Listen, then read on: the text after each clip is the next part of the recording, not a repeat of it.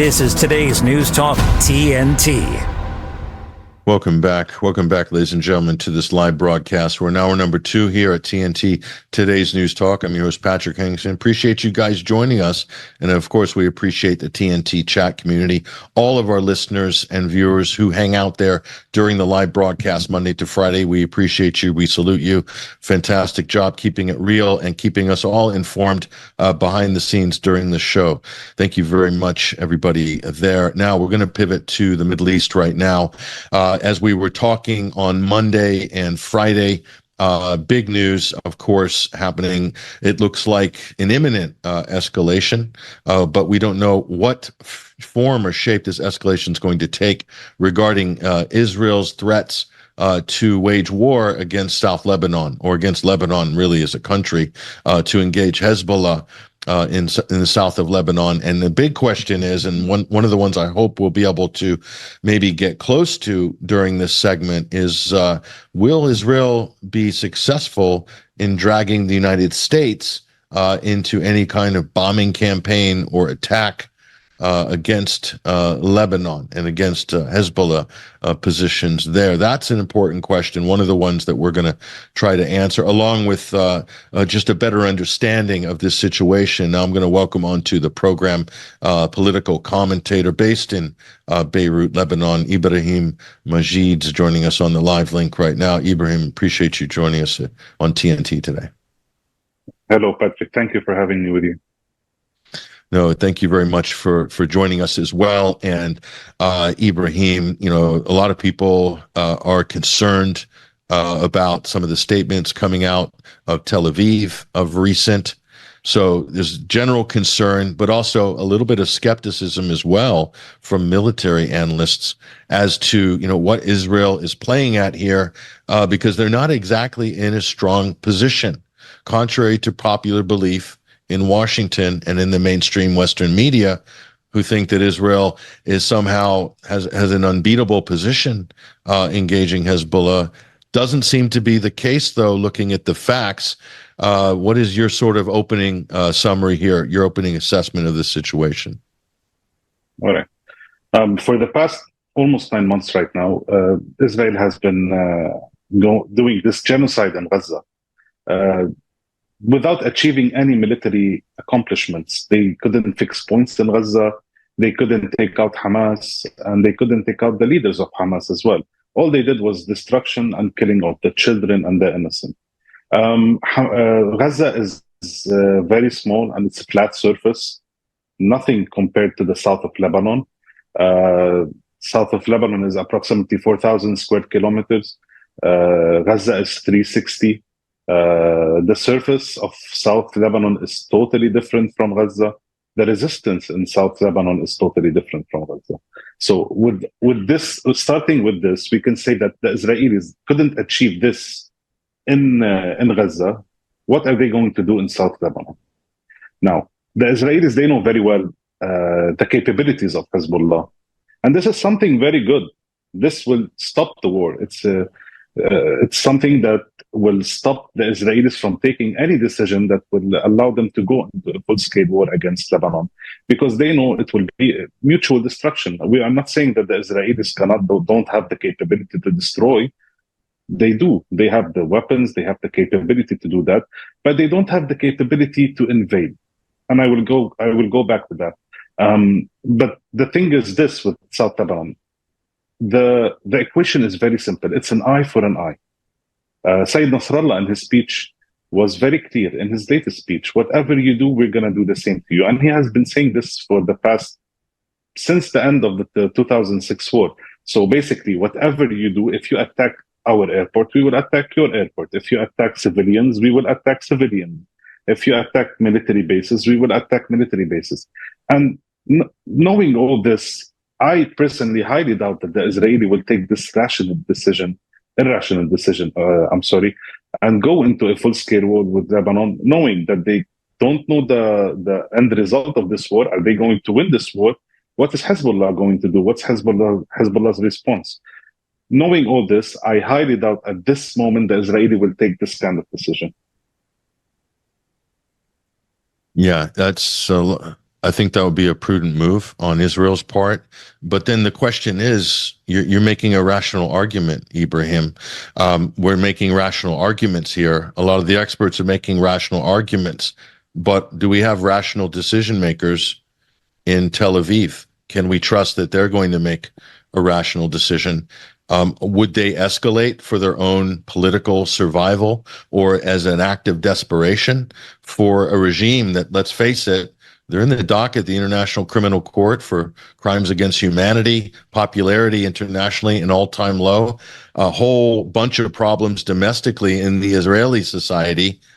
Could this be dangerous in terms of what they might do? Netanyahu has a decision to make, and Israel has a decision to make. I think the resistance in Gaza and the resistance in Lebanon and also the resistance in Yemen and Iraq pushed the Israeli to a place that they have to take a decision. They have two options. I think they gave them two poisons, and they have to choose which one they should drink. First, the option is that you stop the war in Gaza, you accept what Hamas is asking for, you exchange prisoners, and this will have a very a big damage on the Israeli society for the future. So it's basically a slow death. It's a slow death for the Israelis. But the other decision is this: is going into a full-scale war against Lebanon, and this will put the whole entity, the whole Israeli entity, in a place where it's in danger that it cannot survive. Right now, the Israeli army is exhausted after 9 months in war in Gaza, exhausted. And Hezbollah has showed capabilities in the past 9 months that the Israeli maybe didn't know about, or they did know about some of it, but attacking the F-16 is something, shooting down the Hermes is another thing, using a Cornet rocket that ranges between 8 to 10 kilometers is also another thing that the Israeli has to think about before doing any kind of invasion to Lebanon. For example, Hezbollah is telling the Israelis, are you able to invade Lebanon? When I have a Cornet that I use that has the range of 8 to 10 kilometers. So basically I can attack you even before you arrive to the borders. The drones can attack you before you arrive to the borders. Are you ready to do that? Are you ready to sacrifice your army? And honestly, Patrick, Israel is not a country with an army. It's an army with a country. And this is the difference. Israel without an army cannot survive. It's impossible, especially in this region that we live in. So taking this kind of decision right now, I truly believe it's suicidal for the Israelis. Yeah, suicide, not just for the military, but for the country. That's a good point you make there. It's an army with a country attached to it. So, and if the military becomes compromised, then of course that's the basis for the entire country. It's not able to survive in the region without all this overwhelming military deterrence that's enjoyed for quite a long time, but doesn't enjoy anymore.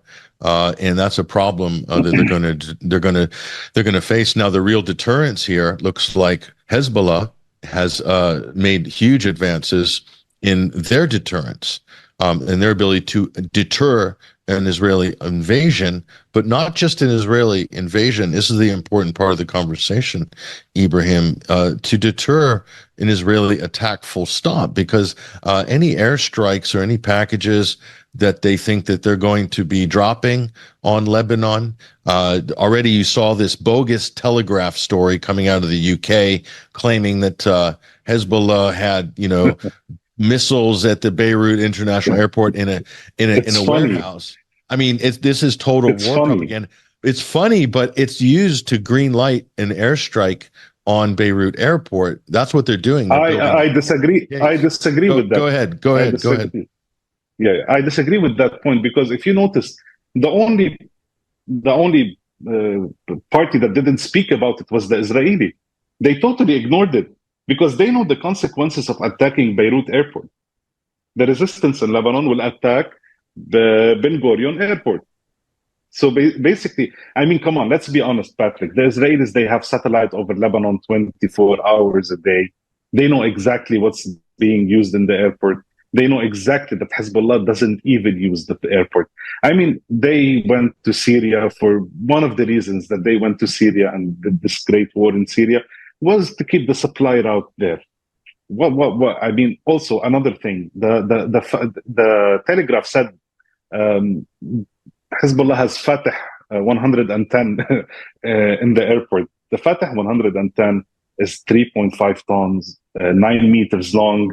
It comes with a radar system that is installed inside the Fatah 110 with a computer that should be put on a vehicle the size of a huge vehicle to be able to launch this rocket. I mean, where is Hezbollah going to hide all this in the airport? Knowing in the airport, you know Lebanon very well, Patrick, it's divided into two groups, a group that is with the resistance and a group that is anti-resistant. And the group that is that anti-resistant does have presence in the airport. So Hezbollah will not take a risk in doing this, not for the people, because they think about the people before acting anything, to damage the people anyway. So they will not do this. Plus, for their own security and their own secrecy, Hezbollah is a very secretive organization. Very secretive.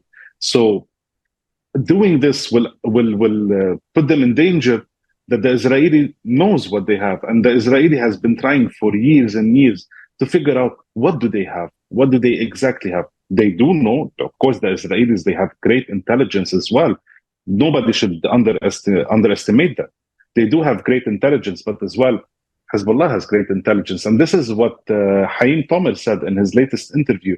He said, Hezbollah's tactical intelligence is better than us, or at least as good as us.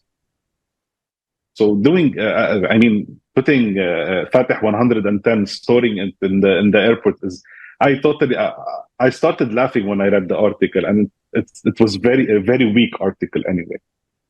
Yeah, it's a little bit of creative writing on the part of our Western mainstream media. They're very good at that, by the way, and they show their talents and skills in that department. But the other thing I want to ask you is this: should things escalate? A very important part of Israel's equation is assistance from two countries, which are Jordan and Cyprus. Very important in terms of drone warfare, in terms of their air defense, in terms of airstrikes and coordinating with the Americans, the British in Cyprus, and then the same in Jordan. Now, if things escalate, then invariably this could draw those two countries into the crosshairs of Hezbollah, because at that point, if Lebanon's attacked, Ibrahim, then all bets are off. Anybody who's involved is a potential target, are they not? Well, Sayyid Nasrallah in his latest speech, he was very clear. He told Cyprus that when you allow for the Israeli to use your air bases to take off and come and attack Lebanon, you're basically part of this. This is a personal opinion right now, I believe that any country, if a full-scale war happens, any country that opens its airspace for the Israeli to use it will be attacked. I mean, because this is an act of war. When you assist an enemy, this is an act of war. You're already declaring war on Lebanon. So basically, I don't believe that the resistance in Lebanon will allow anything like this to happen. I just want to make one point clear. For the resistance in Lebanon, I believe that it's much more easier for them to gather information about what the Israelis have in Cyprus than to gather information what the Israelis have inside the entity of Israel. So I do believe that the resistance in Lebanon have a lot of info about what's really happening in Cyprus and who is using the air bases in Cyprus. And by the way, a lot of the people of Cyprus are against that the British use their lands to have military bases such as these kind of massive bases. They are basically cities. I read something today that it's almost around 20% of the total size of Cyprus that's used for these air bases and these bases to for the Israelis and the American and the British. The people in Cyprus, they do have a problem with that. And I might add, how close Cyprus is to Lebanon and to Palestine. If you take off from Beirut Airport in sort of 5 to 7 minutes, when you reach altitude, you can see the island of Cyprus. So those who've done that flight know it's very close. If the weather is good, you can see it from an area called Sulfur in Lebanon. If the weather is good and you have good vision, you can see it from the mountains of Lebanon. And it's an EU country. So that draws the EU into the fray, and those are NATO operation bases there. Even though Cyprus is not a NATO member, those are NATO bases effectively. So then this whole thing expands very quickly, and I just can't see the benefit right now of the United States getting involved in, doing any bombing in Lebanon. I mean, I think that's out of the question, personally. There's some people talking about it in Washington, but I don't think they'd go. Do you think they'd actually go through with that? I think the United States is reading what's happening in the Middle East perfectly. Perfectly. I think the United States is trying to save Israel. They're trying to save it. Netanyahu is trying to save himself.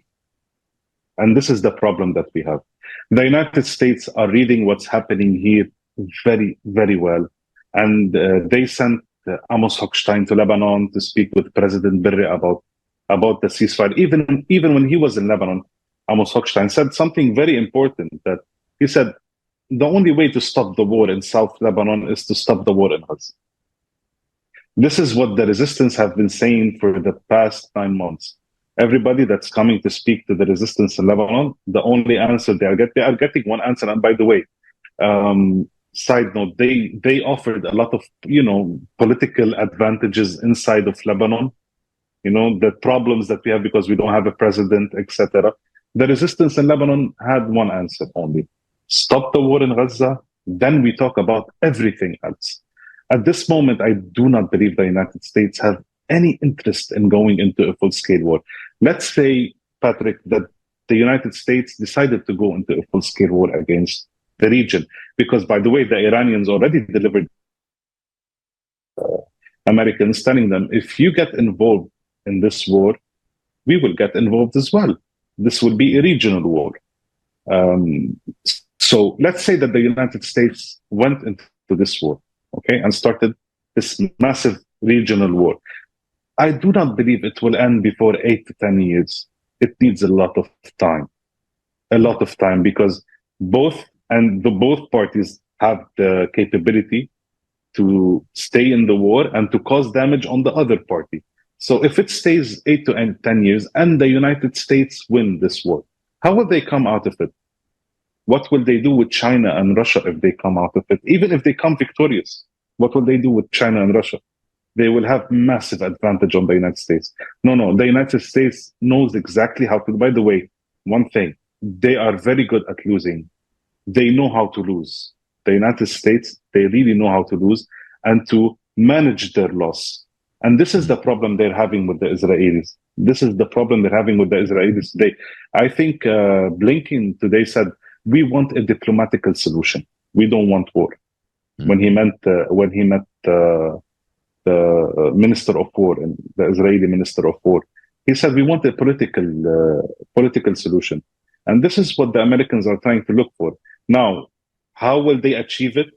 I don't see them achieving it except if they give Netanyahu some kind of assurance that he will stay in power in Israel, because Netanyahu is honestly trying to save himself, and he's ready to destroy everything just not to go to jail, basically. Incredible. And so there's another reason, Ibrahim, why the timing is not going to be optimal for Israel no matter what. And one of the reasons, we got some footage here of a destroyed Israeli base. I think this was far back as November or December 2023.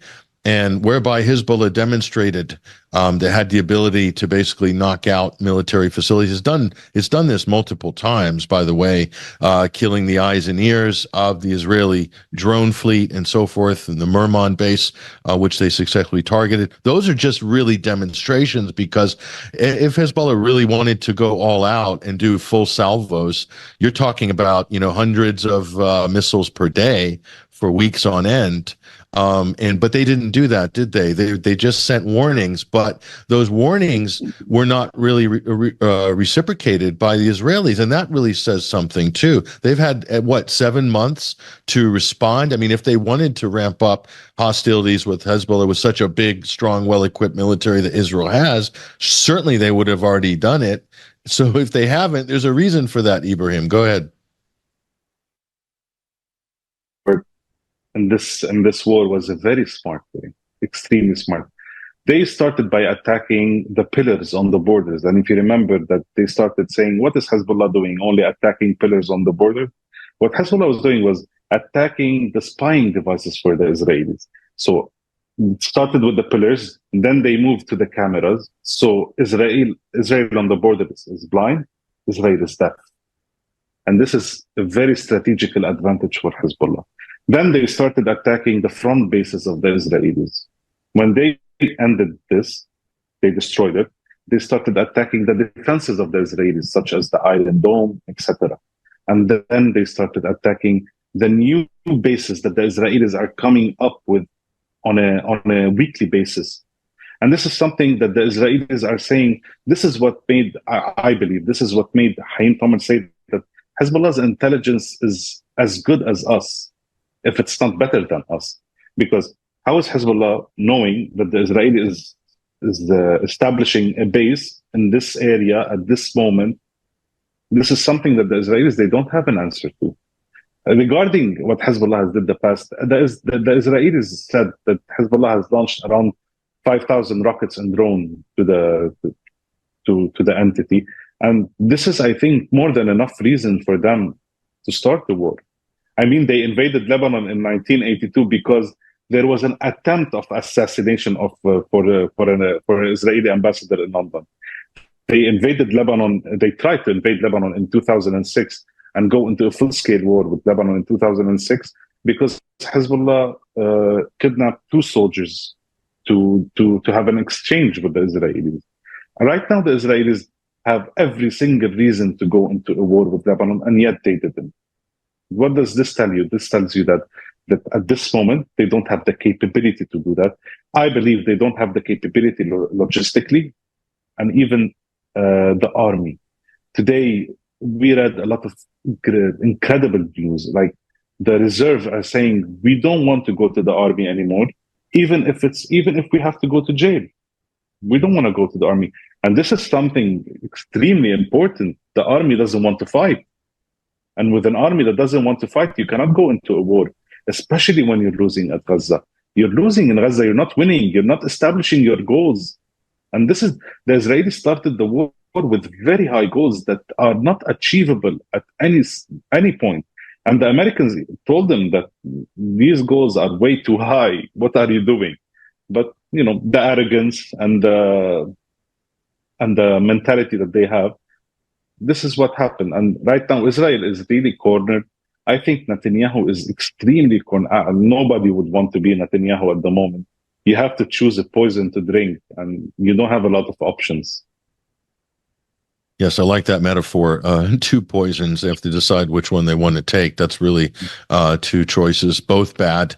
But that's the situation that Israel is in. It's painted itself into a historic corner. Some will say it's painted itself into a biblical corner. And that's not really an exaggeration if you consider all the forces that are aligned at the moment against it and for it. And the fact that they haven't been able to wage a war against Hezbollah really speaks volumes of the truth of the situation there, which you're probably not going to hear for a while, but eventually you will. You're starting to hear noises from Washington, as you said, from some of these envoys. Hasn't yet penetrated the actual domestic conversation, but I think in time it may. Now, unfortunately, Ibrahim, when they say a desperate animal is cornered, it does desperate things. One of those things is using WMDs or banned weaponry, a la the Geneva Conventions. White phosphorus, unfortunately, does some horrific things to people and also to the environment, to agricultural environment as well. We have some footage of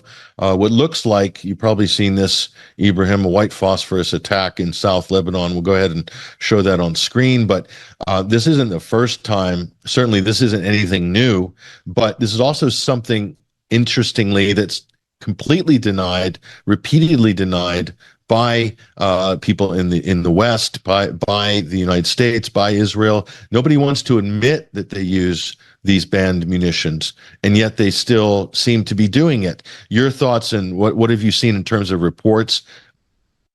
News Talk Radio. We do have some big news. What is it? Yeah, what is it? What is it? Now, TNT Radio News. For TNT, this is James O'Neill. The U.S. Department of Justice is considering criminal charges against Boeing for allegedly violating a 2021 settlement that protected the company from prosecution over 2 fatal 737 MAX crashes. The Kremlin has blamed the U.S. for a deadly missile strike on Sevastopol and Crimea, which killed at least 4 people, including 2 children, and injured over 150. Former NATO analyst Colonel Jacques Baud criticized Israel's tactics in Gaza, describing them as an effort to eliminate the Palestinians. So, Ibrahim, you're from South Lebanon. What's your experience in this area? Well, Israel will use anything for that benefits Israel. They have used this phosphorus before, and they are using it right now because they want to burn the trees, because they believe the trees are covering the resistance fighters in Lebanon, and they want open areas in Lebanon.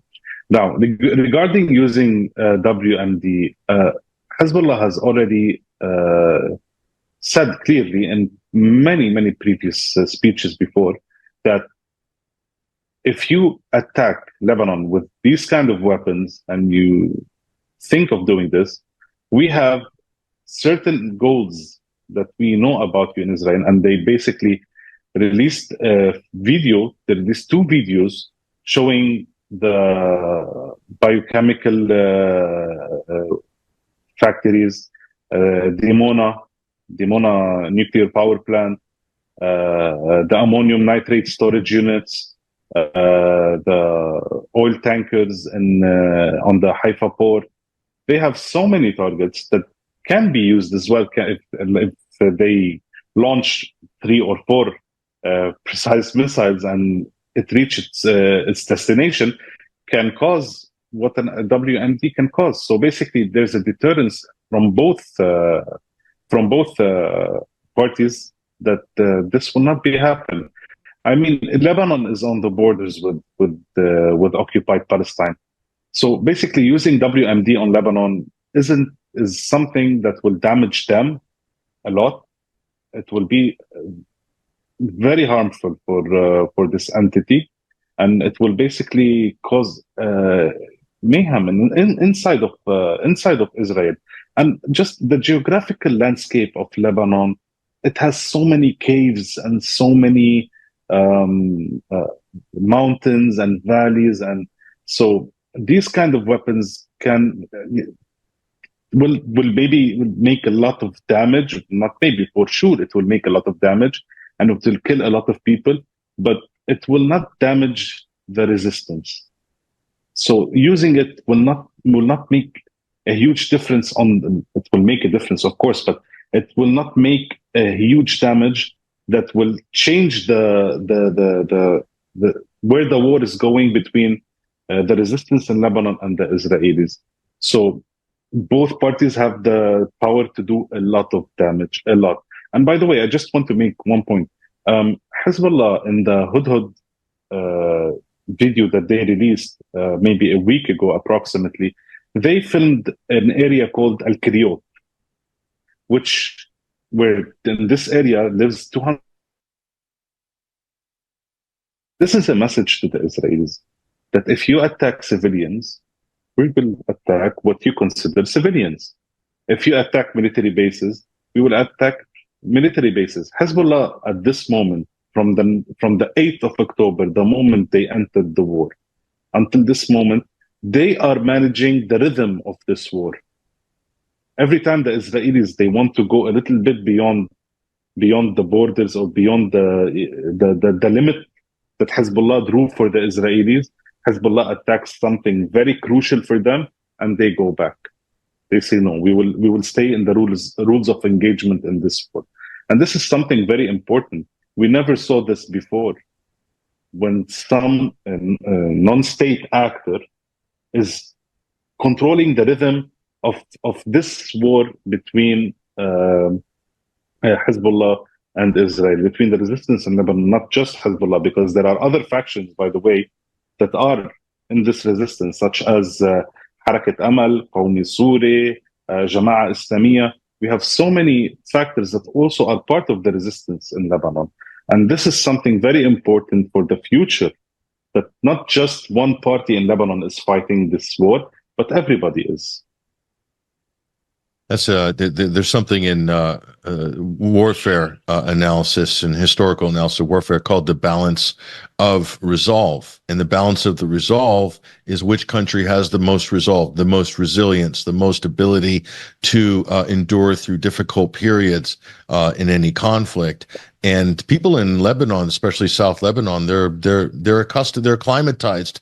In fact, in 2006, Israel dropped millions of cluster bombs all over South Lebanon. That's one of the first stories I ever reported on there was the mag sites and all the unexploded cluster munitions, which are dotted all over South Lebanon, left over from 2006.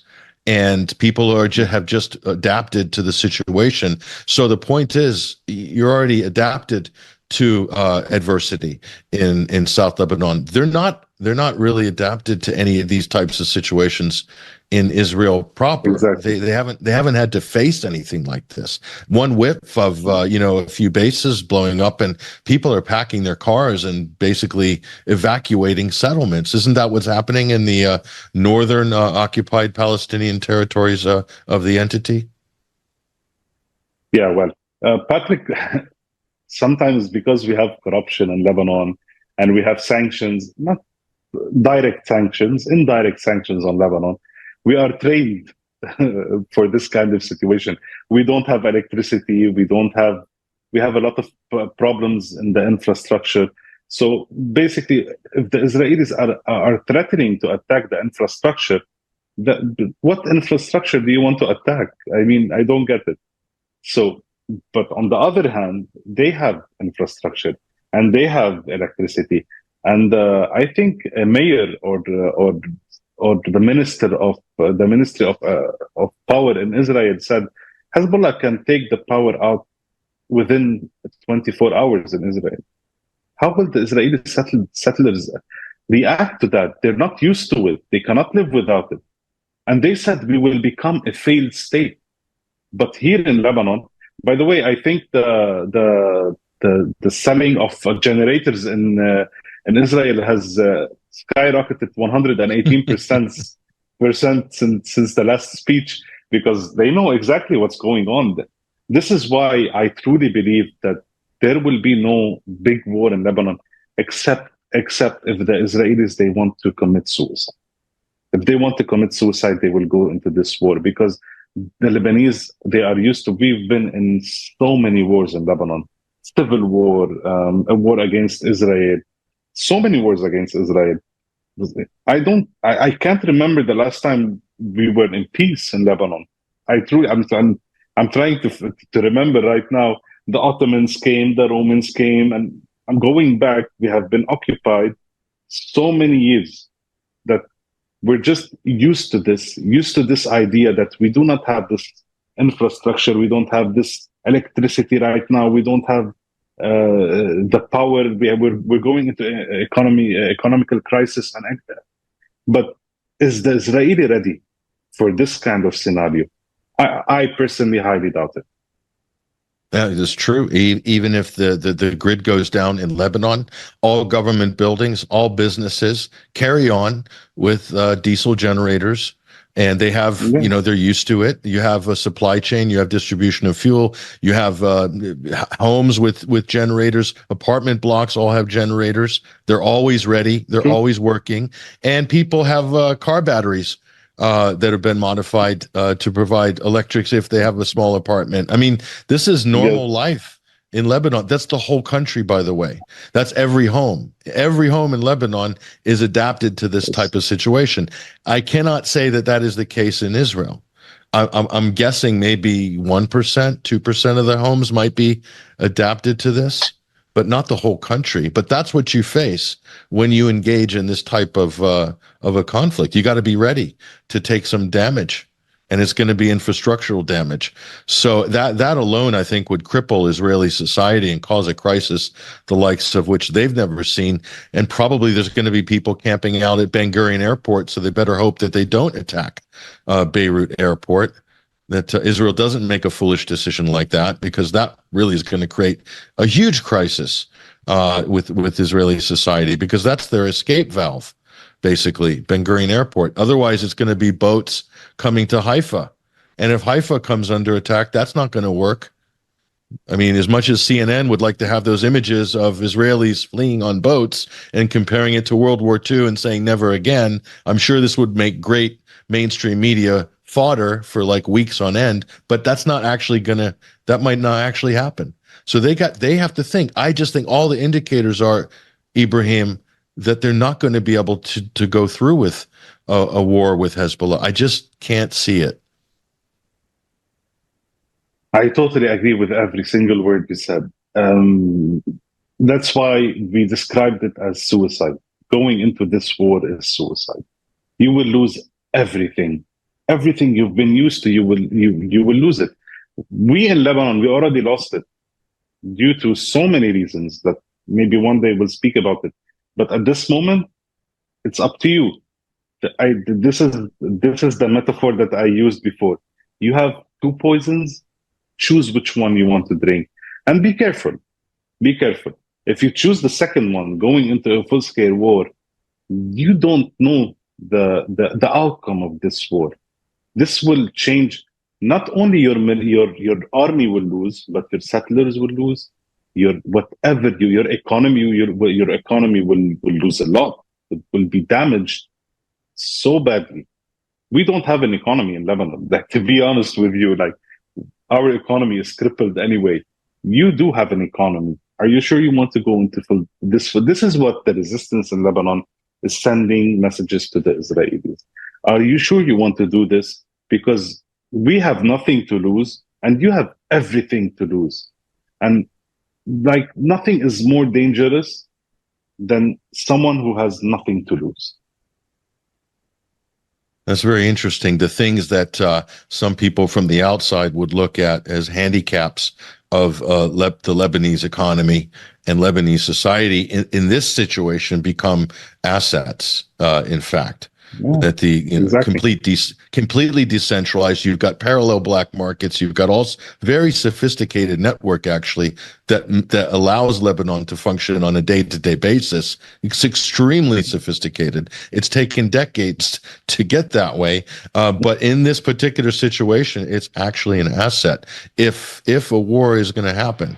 But so I think it's a huge advantage. Ibrahim Majed, I really appreciate you joining us on TNT this week. Ibrahim Majed, so political commentator based in Beirut, Lebanon. Folks, that's about as good of analysis as you're going to get right now on this situation. Look, big thank you to Taylor Hudak, Basil Valentine in the first hour, and of course, again, Ibrahim Majed with a great analysis on the Middle East. Look, we're going to break right now for the day. We'll see you same time, same place tomorrow. All the best. Signing out.